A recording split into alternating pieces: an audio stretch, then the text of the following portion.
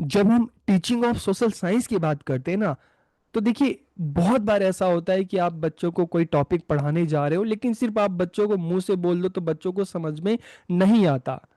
और ऐसा भी पॉसिबल नहीं है कि अगर आप बच्चों को डेजर्ट के बारे में पढ़ा रहे हो, रेगिस्तान के बारे में पढ़ा रहे हो, समुद्र के बारे में पढ़ा रहे हो, तो आप बच्चों को समुद्र के पास ले जाके आप दिखाओ, क्योंकि इसमें रिसोर्सेज भी ज़्यादा चाहिए होते हैं। ठीक है। तो हर बार ये भी पॉसिबल नहीं हो पाता, तो ऐसे में आप कैसे बच्चों को पढ़ाओगे?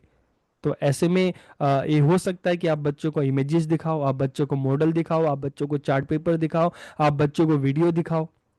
तो इससे क्या होगा, आप बच्चों को रियल लाइफ एक्सपीरियंस दे सकते हैं। आप में से बहुत सारे बच्चे ऐसे होंगे जिन्होंने ओशन नहीं देखा होगा, जो कभी किसी बाहर दूसरे देश में नहीं गए होंगे। आप अमेरिका नहीं गए, आप इंग्लैंड नहीं गए, आप अफ्रीकन जो कॉन्टिनेंट है वहां पे नहीं गए, लेकिन आपको उन सब चीजों के बारे में पता है। आपको पता है कि ग्लोब में अमेरिका किस साइड है, नॉर्थ अमेरिका किस साइड है, साउथ अमेरिका किस साइड है, अफ्रीका किस साइड है। हर जगह के बारे में आपको पता है।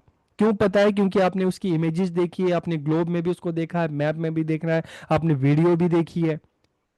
तो जब हम सोशल साइंस की बात करते हैं ना, तो इसमें जब हम डेमोस्ट्रेशन मेथड की बात करते हैं, प्रदर्शन विधि की बात करते हैं, तो इसकी अपने में बहुत ही आप कह सकते हो कि महत्व है, बहुत ज़्यादा इंपॉर्टेंस है, क्योंकि इसके थ्रू बच्चों को लिए रियल लाइफ एक्सपीरियंस दिया जा सकता है। बहुत सारी चीज़ें हैं, मान लो बच्चों को नहीं पता कि वोल्केनोस क्या होते हैं, कैसे ज्वालामुखी फटता है, तो आप उसके मॉडल दिखा सकते हैं, उसकी वीडियोस दिखा सकते हैं। तो डेमोस्ट्रेशन के थ्रू बच्चों को रियल लाइफ एक्सपीरियंस दिए जा सकते हैं।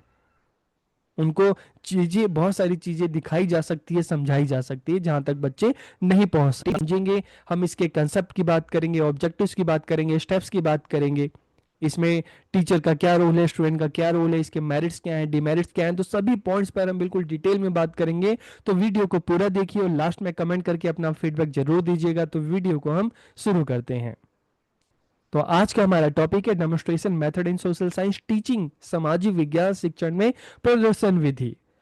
तो देखिए, जब हम डेमोन्स्ट्रेशन मेथड की बात करते हैं ना, तो डेमोन्स्ट्रेशन में क्या होता है, अगर किसी टॉपिक के बारे में कुछ बताना है, समझाना है टीचर को, तो टीचर अपने साथ मैप लेके आते हैं, ग्लोब लेके आते हैं, पिक्चर्स लेके आते हैं, वीडियोस बच्चों को दिखाते हैं, ताकि टॉपिक के बारे में बच्चे अच्छे से समझ सके। तो इसलिए इस मेथड को हम क्या कहेंगे, टीचर सेंट्रिक मेथड है, शिक्षक केंद्रित विधि है। यहाँ पे मेन रोल टीचर का है।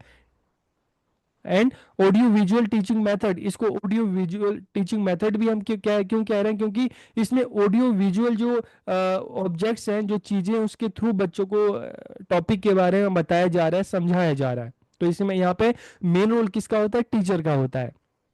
इन दिस, शिक्षक किसी प्रक्रिया, वस्तु या शिक्षण सामग्री का प्रदर्शन करता है। Teacher demonstrate a process and object और टीचिंग मटेरियल। जैसा कि आप इमेज में देख रहे हैं कि अगर आपको अलग अलग कॉन्टिनेंट के बारे में बताना है, ओशन के बारे में बताना है, तो आप कैसे बताओगे? ग्लोब के थ्रू आप बच्चों को समझा सकते हो। अगर आप सिर्फ मुंह से बोलोगे तो नहीं समझ में आएगा, लेकिन आप ग्लोब के थ्रू बच्चों को दिखाओगे, वीडियोस दिखाओगे, मैप दिखाओगे, तो बच्चों को बहुत अच्छे से समझ में आ जाएगा। तो टीचर किन चीजों का इस्तेमाल कर सकता है जब हम सोशल साइंस की बात करते हैं? तो टीचर यहाँ पे, चाहे हम मॉडल की बात करें, मैप्स की बात करें, ग्लोब्स की बात करें, चार्ट्स की बात करें, ठीक है, इस तरह से ये सारे जो अलग अलग जो टीचिंग मटेरियल है, टीचिंग एड्स है, उनको यूज कर सकता है, ताकि जो भी टॉपिक है, जो भी सब्जेक्ट है, उसके बारे में बच्चों को बिल्कुल स्पष्ट और अच्छे तरीके से समझाया जा सके, बताया जा सके। सामाजिक विज्ञान में बहुत सारे ऐसे सब्जेक्ट हैं, बहुत सारे, मतलब बहुत सारे ऐसे टॉपिक्स होते हैं, ठीक है, जिनके बारे में सिर्फ अगर मूल से हम बोले ना, तो बच्चों को समझ में नहीं आता। तो ऐसे में हम बच्चों को दिखा के ही समझाना पड़ता है। चाहे हम मोटरसाइकिल की बात करें, चाहे हम वोल्केनो की बात करें, चाहे हम ओशन की बात करें, चाहे अलग अलग कॉन्टिनेंट्स की बात करें, सिर्फ मुंह से आप बता के बच्चों को नहीं समझा सकते। तो इसके लिए आपको मैप चाहिए, आपको ग्लोब चाहिए, मॉडल चाहिए, चार्ट्स चाहिए, इमेजेस चाहिए, वीडियोस चाहिए। जब ये सारी चीजें होंगी, तो आप बच्चों को बिल्कुल रियल लाइफ एक्सपीरियंस दे सकते हैं, उनको बता सकते हैं, उनको समझा सकते हैं। एग्जाम्पल के लिए अगर हम देखें, अगर आप चाहते हैं कि बच्चों को भारत की बात करें, अलग अलग जो स्टेट है, ठीक है, कौन सा स्टेट कहाँ पर है, और उनकी जो बाउंड्रीज है, ये सारी चीजें आप बच्चों को बताना चाहते हो, तो उसके लिए आपको मैप दिखाना पड़ेगा। इसलिए इसी तरह से अलग अलग कॉन्टिनेंट के बारे में अगर आप बच्चों को बताना चाहते हो, तो आपको क्या दिखाना पड़ेगा? मैप दिखाना पड़ेगा, ग्लोब दिखाना पड़ेगा। अगर आपको बच्चों को बताना है कि डे नाइट कैसे होते हैं, तो इसके लिए आपको ग्लोब दिखाना पड़ेगा। Explaining the water cycle through a chart, chart के माध्यम से जल चक्र बच्चों को दिखा सकते हो, समझा सकते हो, वीडियोस भी दिखा सकते हो, इमेजेस भी दिखा सकते हो। तो ये सारे किसके हिस्से हैं, डेमोस्ट्रेशन के, ठीक है। अब ऑब्जेक्टिव क्या है डेमोस्ट्रेशन मेथड के, तो सिंप्लीफाई कॉम्प्लेक्स टॉपिक्स की, कठिन विषयों को बिल्कुल सरल बनाना, विद्यार्थियों की रुचि उत्पन्न करना, और टू डेवलपिंग ऑब्जर्वेशन स्किल, बच्चों की जो ऑब्जर्वेशनल स्किल है कि बच्चा देखे और देख के चीजों को समझे सीखे। जैसे आप इस इमेज में देख रहे हो कि टीचर एक जो वोल्केनो का जो मॉडल है, वर्किंग मॉडल है, उसके थ्रू बच्चों को बता रहा है कि कैसे वोल्केनो होते क्या है, कैसे फटते हैं, कैसे ज्वालामुखी निकलता है। तो इससे क्या है, बच्चा एक तरह से उसको रियल लाइफ एक्सपीरियंस मिलता है, तो स्थायी अधिगम बच्चों का होता है।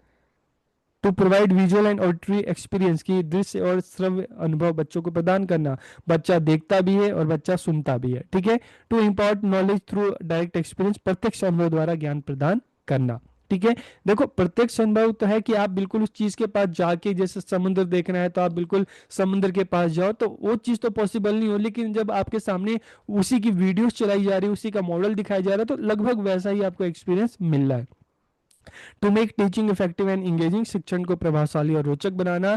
और to stabilize a link between theory and practical, theory and practical, आप बच्चों को जो बता रहे हो, ठीक है, तो उसका एक्सपीरियंस भी आप बच्चों को करा रहे हो, तो थ्योरी भी मिली है और प्लस बच्चा उसका एक्सपीरियंस भी कर रहा है, सामने मॉडल के थ्रू देख रहा है, वर्किंग मॉडल है, वीडियोस के थ्रू देख रहा है, अच्छा समुद्र की लहरें कैसे आती हैं, कैसे जाती हैं, ज्वालामुखी कैसे फटता है, ये सारी चीजें देख रहा है, अंतरिक्ष में पृथ्वी कैसे दिखती है।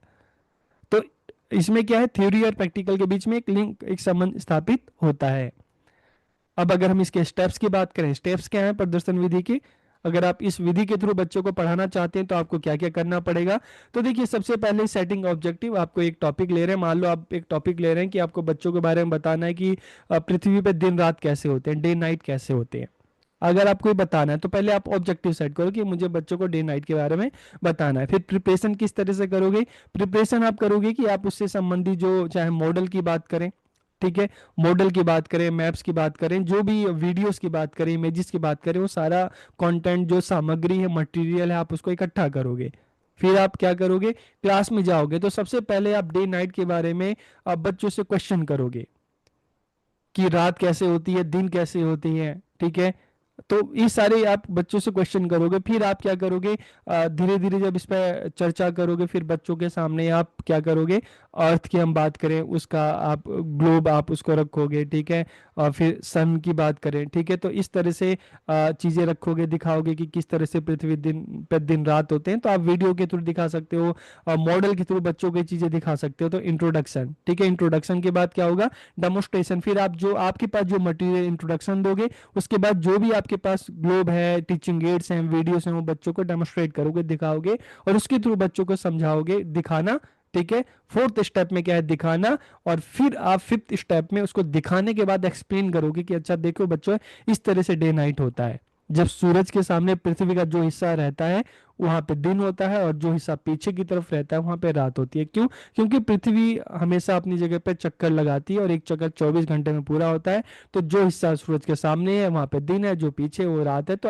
आप एक्सप्लेन करोगे, और एक्सप्लेन करने के बाद फिर बच्चों से आप क्वेश्चन आंसर पूछोगे, उनसे क्वेश्चन करोगे, बच्चों के भी जो डाउट्स हैं वो आपसे क्वेश्चन करेंगे, तो एक क्वेश्चन आंसर सेशन होगा।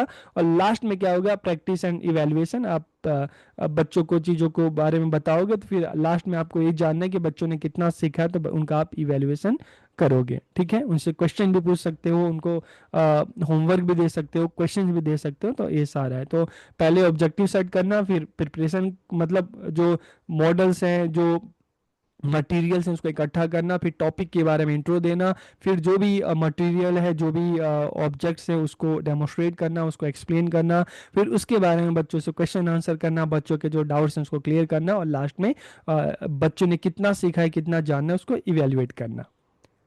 अब अगर हम इसके कैरेक्टरिस्टिक्स की बात करें, विशेषताओं की बात करें, तो टीचर सेंटर्ड मेथड है, शिक्षक केंद्रित विधि है, क्योंकि इसमें मेन रोल किसका होता है? टीचर का होता है। टीचर क्या करता है, जो ऑडियो विजुअल जो एड्स होते हैं, ठीक है, जो ऑब्जेक्ट्स होते हैं उनको दिखाकर बच्चों को टॉपिक के बारे में समझाता है।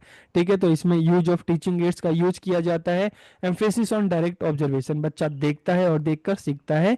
सिंप्लीफाइंग कॉम्प्लेक्स कंसेप्ट की जटिल अवधारणाओं को भी सरल बनाया जाता है। आप वोल्केनो का बताना है, डे नाइट का बताना है, एक जटिल अवधारणा है, लेकिन आपके पास वीडियो होगा, इमेजेस होंगे, मॉडल्स होंगे, तो आप बच्चों को बहुत आसानी से समझा सकते हो। तो इससे बच्चों की जो रुचि है वो डेवलप होती है, टाइम बचता है, और इससे जो फैसिलिटेटिंग लास्टिंग लर्निंग की अधिगम जो है, लर्निंग जो है परमानेंट होती है, स्थायी होती है। टीचर का क्या रोल है? तो टीचर का रोल है सेलेक्टिंग अप्रोप्रिएट टीचिंग मटेरियल, कि जो भी टॉपिक है उसके हिसाब से आपको बिल्कुल अप्रोप्रिएट टीचिंग मटेरियल जो है उसको सेलेक्ट करना है। ठीक है, और प्रिपेयरिंग फॉर द डेमोन्स्ट्रेशन, प्रदर्शन के पूर्व की तैयारी, कि आपको किस तरह से क्लास में आप जाएंगे। तो पहले मतलब एक तरह से प्रिपरेशन पार्ट है, प्लानिंग पार्ट है, कि आप किस तरह से क्लास में जाएंगे, आप बच्चों से क्या क्वेश्चन पूछेंगे और कब आप उसको डेमोन्स्ट्रेट करेंगे, तो ये सारी चीज़ें प्लानिंग करोगे। ठीक है, फिर conducting a clear and systematic demonstration, की क्लास में आप गए, आपने डेमोन्स्ट्रेट किया, आपके पास जो मटेरियल है फिर उसके बारे में एक्सप्लेन किया। ठीक है, एनकरेजिंग स्टूडेंट टू ऑब्जर्व, कि आप बच्चों को बोलो कि इसको ध्यान से देखो और देख के बताओ कि आपको क्या समझ में आ रहा है। और फिर क्वेश्चन आंसर होगा, बच्चों के जो डाउट्स होंगे बच्चे क्वेश्चन पूछेंगे, आप उनको आंसर बताओगे, आप क्वेश्चन पूछोगे, बच्चे आंसर बताएंगे, और लास्ट में ओवरऑल बच्चों का क्या लर्निंग रही उसका आप इवेल्युएशन करोगे। ठीक है, तो ये क्या है, टीचर के रोल हो गए। फिर स्टूडेंट का क्या रोल है? तो स्टूडेंट का क्या रोल है? ध्यानपूर्वक देखना, ऑब्जर्व करना, अवलोकन करना, प्रश्न पूछना, टीचर से नोट्स बनाना, और जो भी रिलेटेड एक्टिविटीज अगर कुछ ऐसा हो, टीचर बच्चों को अगर पार्टिसिपेट करने के लिए बोले तो वहाँ पे आपको सामने क्लास में आना, और आप भी उस मॉडल जो है उसको भी आप एक्सप्लेन कर सकते हैं कि आपको क्या समझ में आया।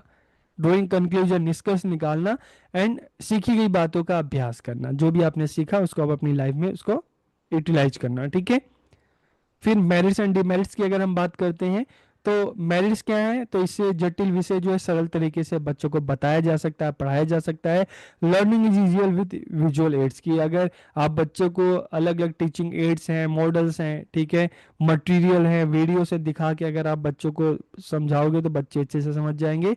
कम समय में बच्चों को ज़्यादा से ज़्यादा नॉलेज दी जा सकती है, और इसमें बच्चों की रुचि भी रहती है और अटेंशन भी क्लास में बना रहता है।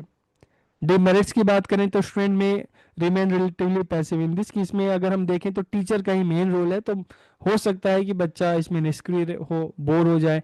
ठीक है, इसमें उपकरण और सामग्री की आवश्यकता होती है, ये भी है कि आप बिना डेमोन्स्ट्रेशन में अगर आपके पास कोई मटेरियल ना हो, चीज़ें ना हो, तो आप बच्चों को फिर नहीं बता सकते। इसमें व्यक्तिगत भिन्नताओं पर कम ध्यान दिया जाता है, क्योंकि टीचर सेंट्रिक मेथड है, मेन रोल टीचर का है, वो चीज़ें जो मटेरियल है वो बच्चों को दिखाता है फिर समझाता है। और अगर मान लो क्लास में ज़्यादा बच्चे हों, ठीक है, क्लास में मान लो अगर 40 स्टूडेंट हो, 50 स्टूडेंट हो, 60 स्टूडेंट हो, अगर आपको कोई मॉडल दिखाना है, इमेज दिखाना है, तो बहुत बार होता है कि जो पीछे बैठे बच्चे हैं उनको सही तरीके से ना देख पाए, तो ऐसा भी हो सकता है। ठीक है, तो आज के इस वीडियो में हमने डेमोन्स्ट्रेशन मेथड के बारे में बिल्कुल डिटेल में जाना समझा। वीडियो कैसी लगी कमेंट करके जरूर बताइएगा। आप सबका बहुत बहुत धन्यवाद।